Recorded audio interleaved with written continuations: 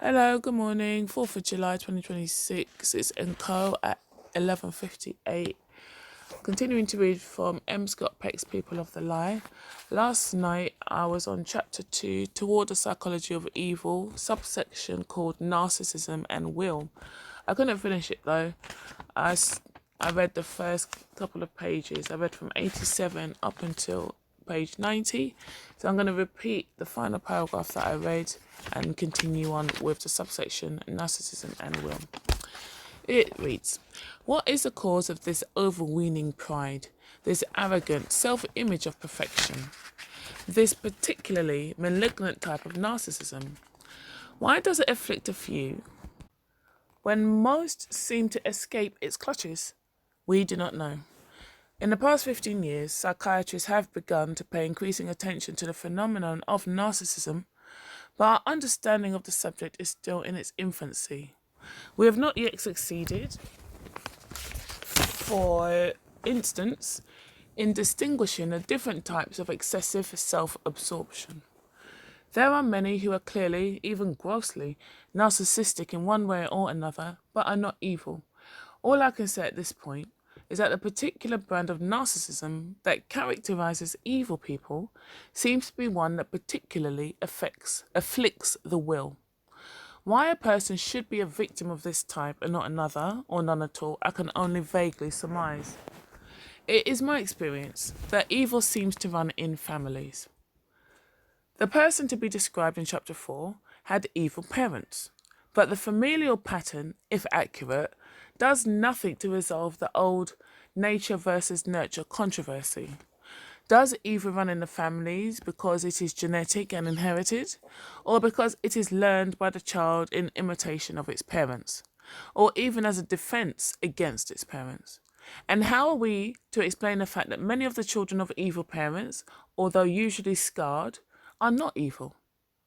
We do not know, and we will not know until an enormous amount of painstaking scientific work has been accomplished.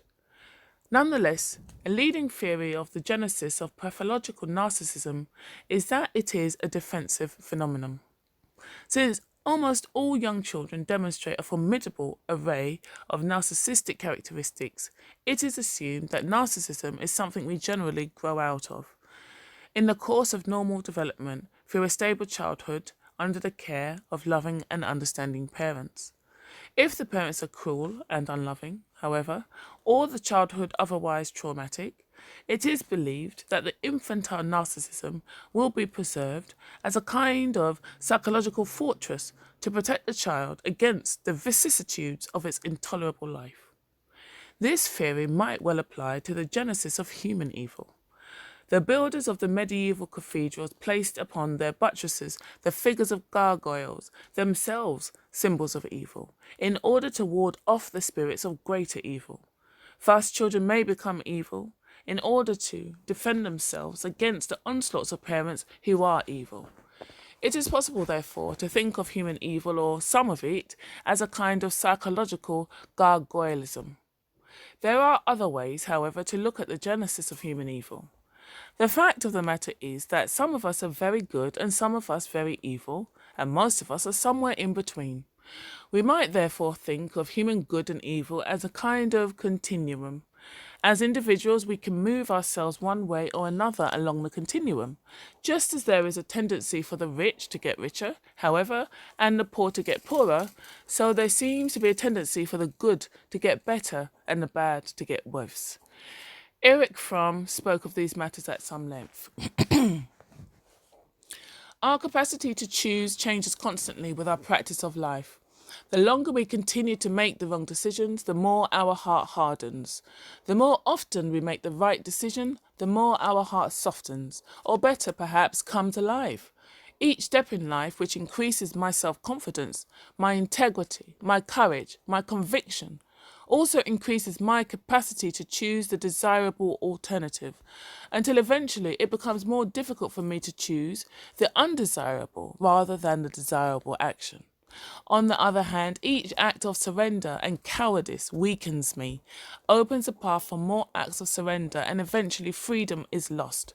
Between the extreme, when I can no longer do a wrong act, and the extreme when I have lost my freedom to right action, there are innumerable degrees of freedom of choice. In the practice of life, the degree of freedom to choose is different at any given moment. If the degree of freedom to choose and the good is great, it needs less effort to choose the good. If it is small, it takes a great effort, help from others and favourable circumstances. Most people fail in the art of living, not because they are inherently bad or so without will that they cannot lead a better life. They fail because they do not wake up and see when they stand at a fork in the road and have to decide. They are not aware when life asks them a question and when they still have alternative answers. Then with each step along the wrong road, it becomes increasingly difficult for them to admit that they are on the wrong road. Often only because they have to admit that they must go back to the first wrong turn and must accept the fact that they have wasted energy and time. From the heart of man, its genesis for good and evil.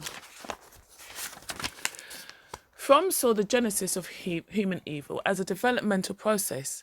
We are not created evil or forced to be evil, but we become evil slowly over time through a long series of choices. I applaud his view, particularly his emphasis upon choice and will. I think it is correct as far as it goes, but I do not think it is the whole truth of the matter. On the one hand, it does not take into account the tremendous forces that tend to shape the being of a young child before it has much opportunity to exercise its will in true freedom of choice. On the other hand, it perhaps underestimates the very power of the will itself. I have seen cases in which an individual made an evil choice for no apparent reason other than the pure desire to exercise the freedom of his or her will. It is as if such people say to themselves, I know what is supposed to be the right action in the situation, but I am damned if I am going to be bound to notions of morality or even to my own conscience. Were I to do the good thing, it would be because it is good, but if I do the bad thing, it will be solely because I want to. Therefore, I shall do the bad, because it is my freedom to do so.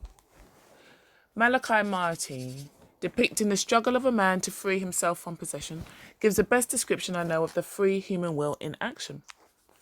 All at once, he knew what that strength was. It was his will, his autonomous will. He himself as a freely choosing being. With a sidelong glance of his mind, he dismissed once and for all that fabric of mental illusions and psychological motivations, behavioural stimulations, rationales, mentalistic hedges, situational ethics, social loyalties, and communal shibboleths. Shibboleths.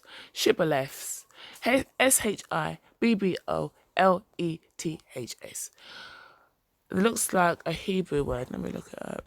Okay, shibboleths is it's a word to separate different groups and different classes of people.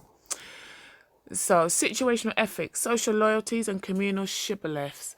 All was dross and already eaten up and disintegrated in the flames of this experience which still might consume him. Only his will remained. Only his freedom of spirit to choose held firm. Only the agony of free choice remained. Afterwards, he wondered for a long time how many real choices he had made freely in his life before that night. For it was that agony of choosing freely, totally freely, that was now his, just for the sake of choosing.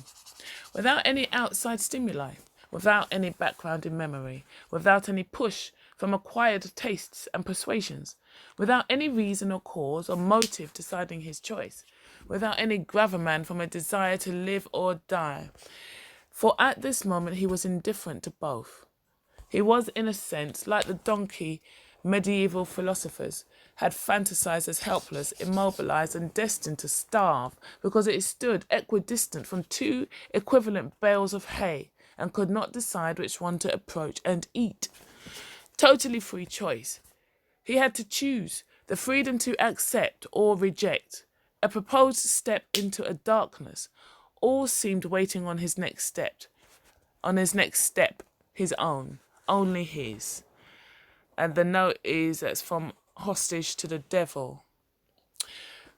In my own view, the issue of free will, like so many great truths, is a paradox. On the one hand, free will is a reality. We can be free to choose without shibboleths or conditioning or many other factors. On the other hand, we cannot choose freedom. There are only two states of being: submission to God and goodness, or the refusal to submit to anything beyond one's own will. Which refusal automatically enslaves one to the forces of evil. We must ultimately belong either to God or the devil. This paradox was, of course, expressed by Christ when he said, "Whosoever will save his life shall lose it, and whosoever shall lose his life for my sake shall find it." And that's from Matthew 10:39, 16:25, Mark 8:35, and Luke 9:24. It was also expressed by the hero Dysart in the final lines of Peter Schaeffer's play Equus. "I cannot call it ordained of God. I can't get that far. I will, however, pay it so much homage. There is now in my mouth this sharp chain, and it no longer comes out." As C.S. Lewis put it, there is no neutral ground in the universe. Every square inch, every split second is claimed by God and counterclaimed by Satan. I suppose the only true state of freedom is to stand exactly halfway between God and the devil, uncommitted either to goodness or to utter selfishness. But that freedom is to be torn apart. It is intolerable.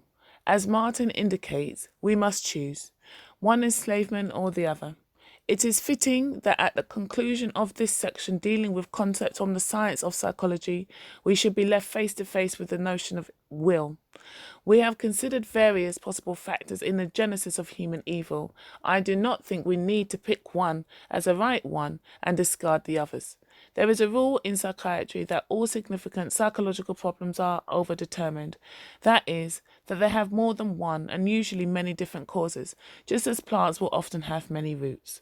The problem of evil, I am sure, is no exception, but it is good to remember that among these factors is the mysterious freedom of the human will. But I'll stop this here because the next part is chapter 3. Thanks for listening.